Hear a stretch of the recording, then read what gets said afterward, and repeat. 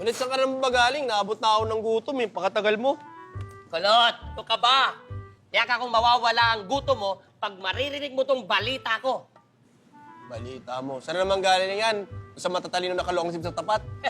Hindi, mga boring na yung mga matatalinong nakalungsib dun sa may tapat. Eto, hulaan mo kung ano ang bago kong napulot sa bago kong tampan sa may talipapa. Hindi ko alam. Pero sigurado ako, di pagkain niya. Wala kang dala eh. Galing mo talaga. Wala talaga akong dala. Kasi nakakuha na ako ng tagadala. Anong tagadala? Gagana ang buhay natin, Kulot, dahil kumuha ko ng kasambahay. Kasambahay. Ano papagawa mo dun? Eh, ano pa dapat ginagawa ng mga kasambahay? Naglilinis ng bahay. Oh, Kaso wala naman tayong bahay eh. Naglalaban ng damit, wala rin naman tayong damit. At saka ano papasweldo mo dun? wala. Ang usapan namin, libreng pagkain lang.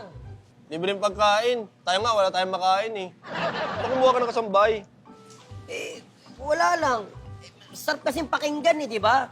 Gusto ko lang naman yung nakakaiba tayo sa iba. Alam mo yun, yung pag may nagtanong, uy, kamag-anak niyo yan? Hindi.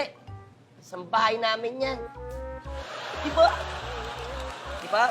Alam mo, kulit. Gutom lang yan. Kumain ka na. Di ako pwedeng kumain eh. Ito kasi yung pampasweldo ko sa kanya eh.